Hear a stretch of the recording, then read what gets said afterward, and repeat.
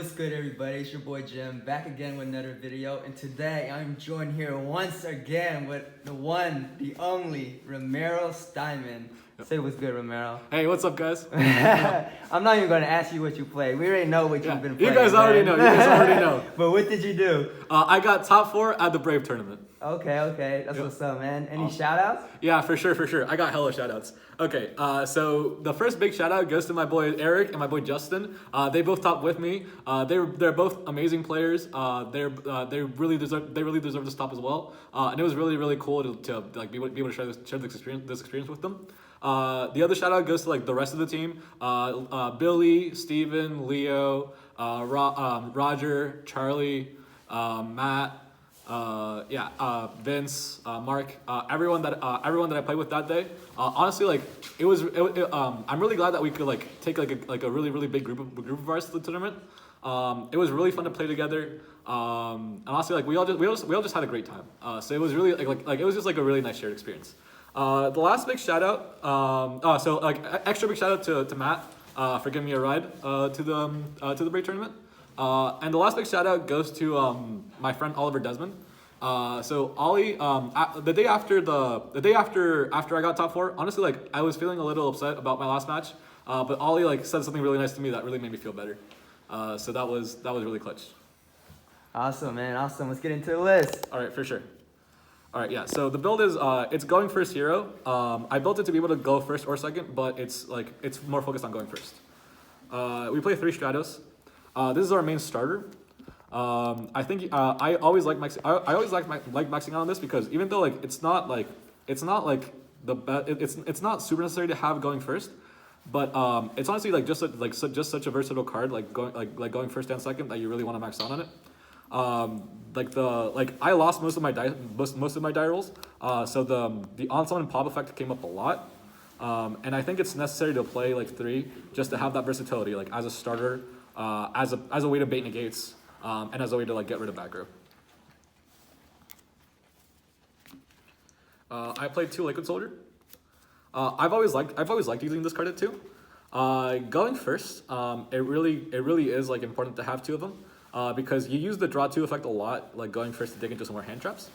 So it helps to have the second one for the crackback, so that you can like either like go for like the OTK or like at least like go for a Dark Claw when you're on turn 3 or after. I play 2 Shadow Mist. This is one of like the main extenders of the deck. You pitch this off of Ferris and you get a free search. This comes up a lot to get you to Stratos, to pop back row. It's also really good because it's a going first build for the other effects where you can special summon it to search for mass change. You can proc it with Solid Soldier and Liquid Soldier, and it's what helps you set up Dark Law, which is like your best interruption going first. Yeah, it's the interruption that like most people are scared of when they see heroes. So like a lot of the build is dedicated to going for Dark Law. I play the 1 Solid Soldier. This is I don't play this when I go second, but I play this in the going first build because it sets up both Dark Law and it sets up rank 4 plays, which I also have in the extra deck. The 1 Honest Neo is pretty standard. You need this lot to OTK.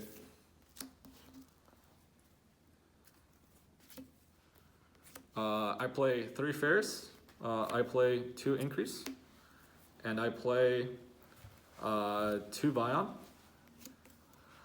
This is the hardness of the deck. So this is the bread and butter play. This is what you go for almost every game.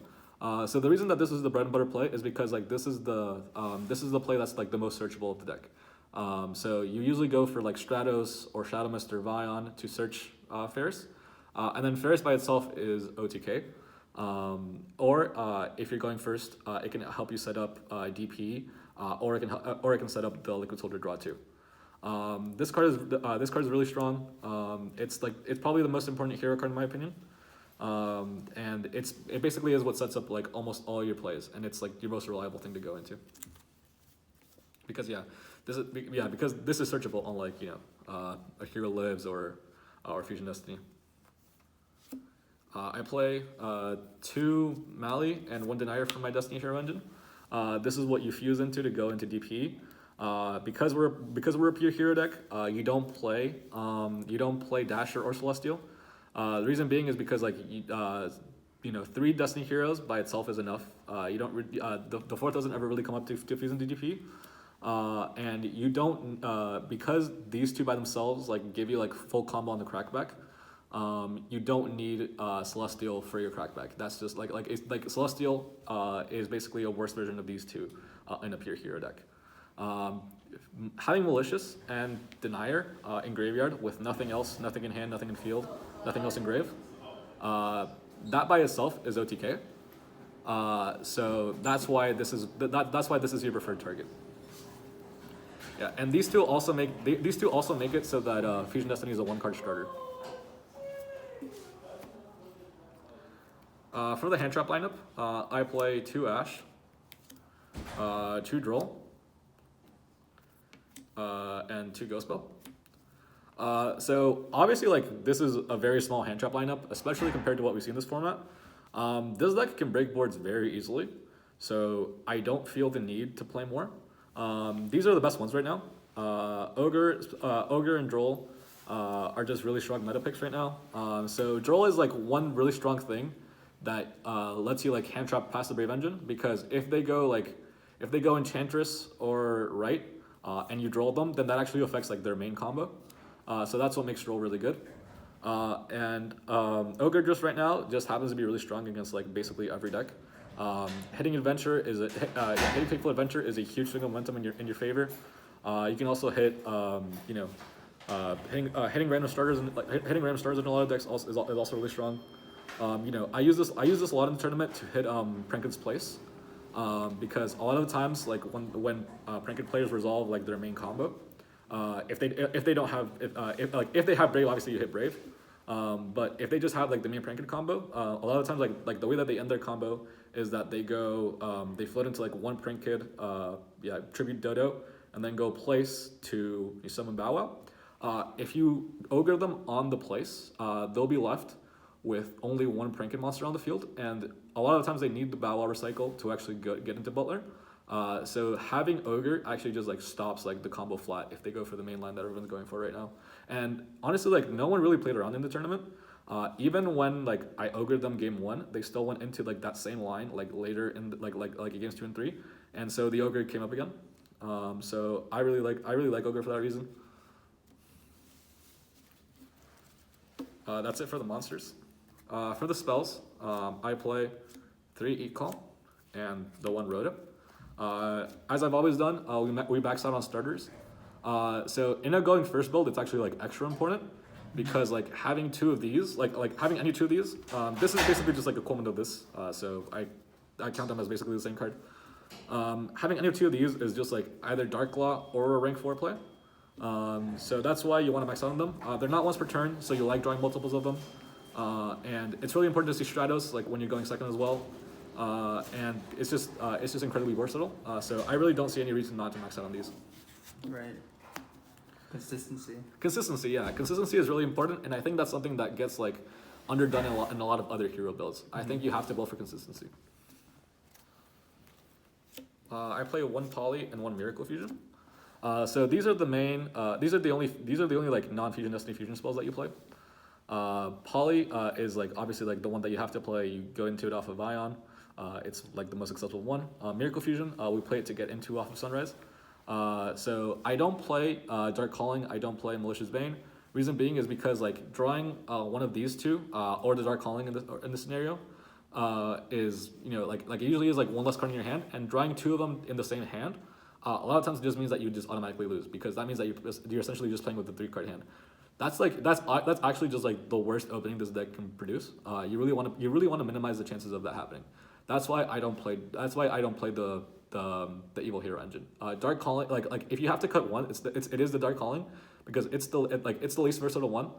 It's the hardest one to make live. Like there's actually no way to extend using it. Like at least Miracle Fusion, like if you get like Liquid Soldier into the graveyard somehow, it basically becomes like a really free extender. Dark Calling is just always dead. That's fair. Yeah. We play the 3 Mass Change. Another really strong extender in this deck. It's what gets you into Dark Law, and it's really, really good for dodging like hand traps and negates. A lot of the times, like if they negate your Stratos or your Bion, you just you use this to dodge the Emperor, dodge the Droplet. And like even if they negate the activation like with Boral Savage, like a lot of times it's just really good to extend into anyway, because it gets you into like a big beat that you can then use to like beat over other stuff, and keep going. And obviously going first, it just sets up Dark Law. Yeah. It's like a circle for Tengi, but actually better because Exactly, it puts a body on board. Exactly. It's like a circle that automatically gets you into your boss monster. Mm-hmm. It's circle on crack. Yeah. We play 2 Hero Lives. Oof. Yep. One of the best cards in the deck. Instant Dark Law or instant rank 4. Instant OTK, if that's what you're going for. This card is just like 1 card everything. So yeah, I don't think this needs a lot of explanation. Imagine I went to 3. I hope. Hey, next list coming up. Yeah, Konami, please, come on. Yeah, 2 Fusion Destiny, another 1 card starter. So the only thing that this card can't do is go into a Sunrise play. But besides that, it gets you to basically like every other play in the deck. It can go into TK Fraternity. You can set up an Eruption. It can get you into Dark Line some builds. I don't play that combo, but it can. Yeah, and it sets up like the strongest crackback ever. The spell staples, we play 3 Droplet and I play 2 Cyclone. Droplet, I think you have to max out on the hero deck. Reason being is because like it synergizes really strongly with the deck. You can send Shadow Mist, you can send Mally or Denier, and you can send Liquid Soldier when you have like a Miracle Fusion, and all of those help you plus. You play a lot of normal spells, so you just get like a lot of free sends. Mm-hmm. And this deck can OTK with like a lot of times I can just OTK with just like 1 or 2 cards. So you don't really care how much you've sent. I've sent like droplets off of 4. I've done droplets. I've done droplets for 5 once and still OTK'd. This card is honestly just like this is probably like the best deck to play droplets in. 2 Cyclone. So this has been like one of my favorite tech cards this format. It's been really good for hitting Fatefuls going first. It helps you break Scythelocks going second. And it really helps like with a lot of the rogue matchups like Flowander, like with Eldritch. I've been really liking the main. I basically count it like as like almost a hand trap, because a lot of the times like like when an Eldritch player or like a Prince player like they like finish their turn, but they set up like like Bow Wow or Scythe like to shotgun on your standby. Like they're basically like still playing their turn, and that helps interrupt those plays that happen like between like your draw phase and your main phase. So it really is like strong interruption this format. That's it for the main. 43 in main. Moving on to the extra. We play the 1 Verde. This is the plan B basically. So this is like the only non-hero card this is the only like non-hero link in the extra deck. But you need it all the times like when you get interrupted to go into DP as your backup play. I play the Decimator, the Wonder Driver, and the 2 Cross Crusaders. These are your other link monsters for the deck. Cross Crusader is the best one. On summon, it revives a Destiny hero, and you contribute a Destiny hero from your field to search for any hero. So this comes up a lot for 2 things. So first of all, it's a free search off a link too, which is really strong. And the other thing is that like in the middle late game, it revives DP if they out it. So if you get Kaiju'd, if you get Zeus, you honestly just don't care. This card basically just puts you back in it just by itself. Wonder Driver comes up a lot to recycle fusion spells. It gets even more important when you're going first, because a lot of times you use like your poly going first to go for Absolute Zero, dig a few more cards, maybe set it up with Mass Change, and being able to get poly back like in like turn 3 or turn 5 is really important. I don't really use it to like overextend. I don't really like some players like use this going first to set up things like Double Dark Law. Those plays are really vulnerable to nib. I don't really make those plays. But it really is good for recovery. That's what I really like to use it for. Plus, it also gets you back to Fusion Destiny if you get ashed, which is really strong. Dread Decimator, it's really important for a lot of OTKs. So this comes up a lot when you're going for OTK off of Fusion Destiny, and that's what you play.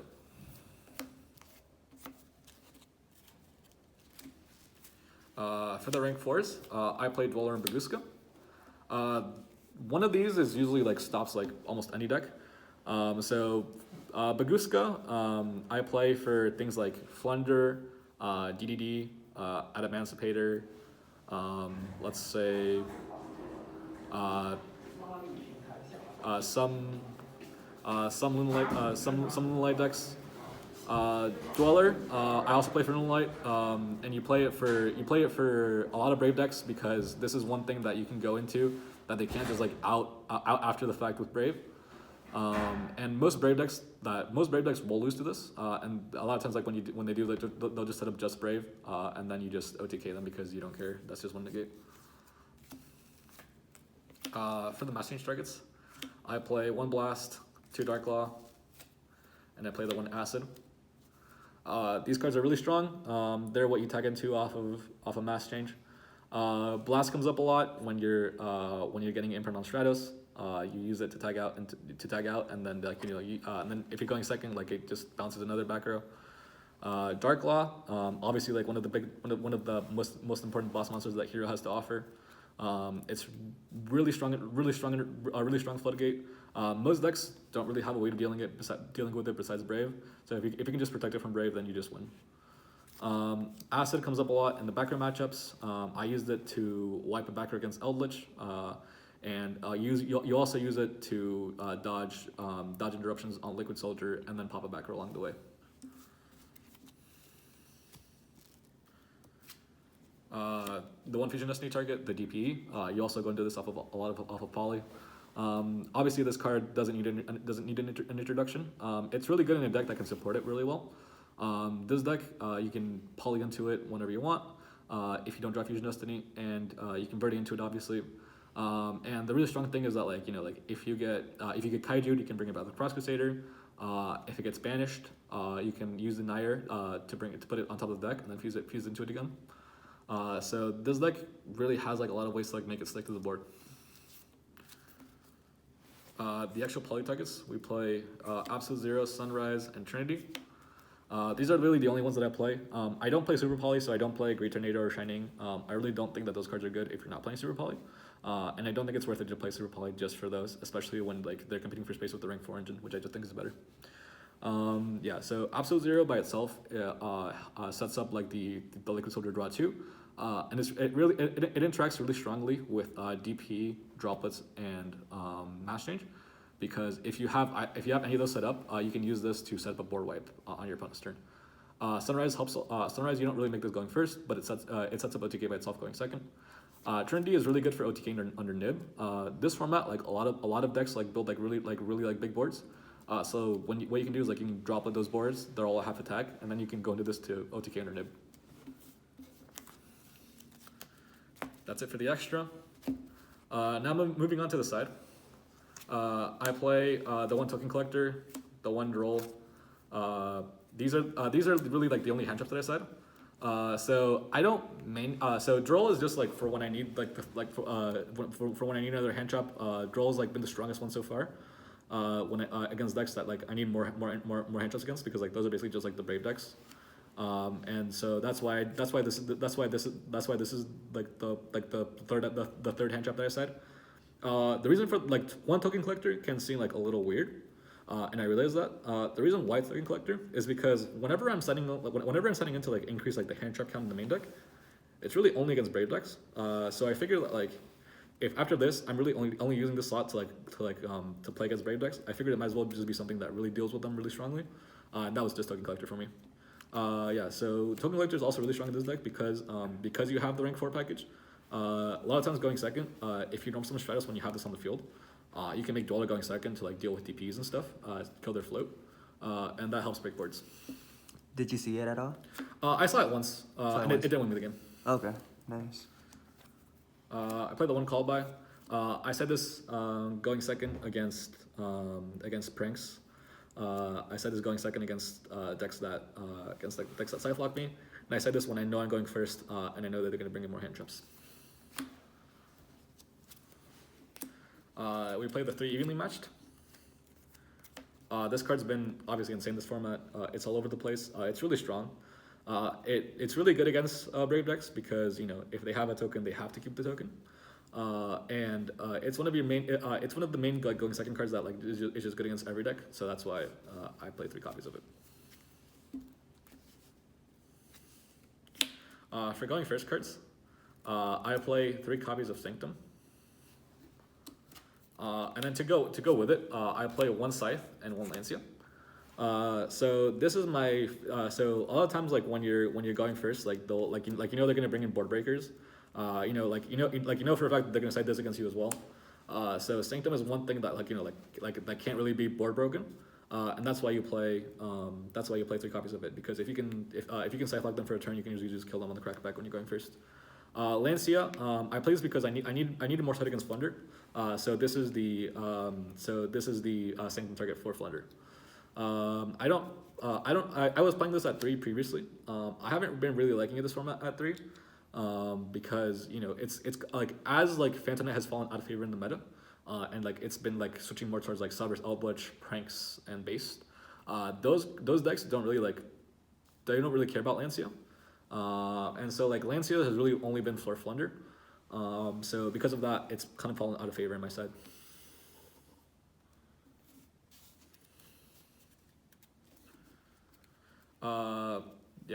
I play the 1 Duster. This is for the background matchup. With the 2 Cyclones, and the 2 Cyclones, and the 3 Evenlies, that's like 6. That's 6 back row outs. Which I felt was like the minimum that you can play and like really get away with it. If you play any less, like you won't see it when you need it against Eldritch, and Floodgates kind of stop you. You can't really deal with Floodgates like with your engine. You can deal with just like setback with your engine really well, but Floodgates really get you. So that's why you need like Spawn Trap outs. And so this last card is kind of something spicy that I was trying this format. I didn't see it in the tournament, but in testing it was really good. We played 3 Heatwave. Whew. Yeah. So for those of you that don't know this card, what this card says is that you can only play at the start of your main phase, and until your next draw phase, neither player can summon monsters except for vanillas. So what you do is you play this, you set a Shadow Mist, and they're either forced to pass or they pass just on the Brave Engine, and then you're basically starting down an open field. You have like all your plays, which means that if you can OTK in a vacuum, which this deck does very well, you can just take it. So it was just another going first thing that I've been trying. I didn't see it in this tournament. In locals it was okay. Very spicy. Thank you. Yeah. Awesome, man. Yeah, that was it. Yeah. Thank you for another insightful deck profile. For sure. As Yeah. always, and congrats on your top. Yeah. Oh, thanks a lot. Yeah. Yeah. A word of advice for the viewers. One thing I wanted to say was that like so I won the last tournament of these in January for when the first place prize was Forbidden Droplet. So for this tournament I really wanted to win again. Unfortunately, like when I was playing in top 4, so like in game 3, I was playing against Pranks, and like I planned out my turn in my head. So he had Griffin DP and like the full prank it set up. So what I was gonna do was I was gonna evenly him, then drop his DP, then set up my combo, and I had Mash Change in hand, so I was gonna just Mash Change into Dark Claw, so that and it's end phase when his drop of DP would destroy itself and get banished. And what ended up happening was that I did all of that, and then when it got to the end of my turn, I set the Mash Change instead of activating it. And so the DP was able to float successfully, and I lost the match because of that. So basically, what that means is that I choked. I was feeling a little nervous, and I knew exactly what I had to do, but for some reason I just didn't do it. So after the tournament, I was honestly I was really, really upset. But so the tournament happened on a Sunday. And so on Mondays every week I have weekly therapy. So I was talking about this with my therapist, and so they gave me really great advice that I wanted to pass on. So basically obviously those losses really hurt, especially when you know what you have to do but you just don't do it. We played this game. At the end of the day, we played this game for fun. So don't let the pressure get to you, especially after the fact, because that makes you enjoy the game less. So at the end of the day, obviously winning does matter. That's not what I'm trying to say. But you know, like at the end of the day, like something that like deck profiles don't really like tell you like a lot is the fact that like, you know, like it's really hard to be able to like stomach like an 8-round tournament and not like crack under pressure. And so like it'll happen like almost everyone that plays at least like long tournaments at least once that you crack. And so like what my advice to you guys is that like be prepared for that to happen like at least at some point, and just be ready to go to the next one. Like don't let it like affect your enjoyment of the game. That's just some advice that I wanted to pass on. Just because like, you know, like obviously like deck profiles are great for like deck advice, but like that's just general tournament advice that I've never gotten before. So I thought it was cool to share. That's right. Yep. Okay. Thank you for that. Of course, yeah. Thanks a lot for the deck profile. I always really enjoy doing these. If you guys have any questions, please let me know in the comments. I love answering questions in the comments. And always keep playing Heroes. It's a really fun deck. I highly recommend it. That's right. Yep. All right. Hey, don't forget to subscribe too, guys. Yeah, for sure. Yeah, please subscribe to Jim. We just hit over 2K, so I'm reaching. Try to get to 3K. So hopefully we get there. Yeah. All right. See you guys in the next one. Yep. Peace. Peace.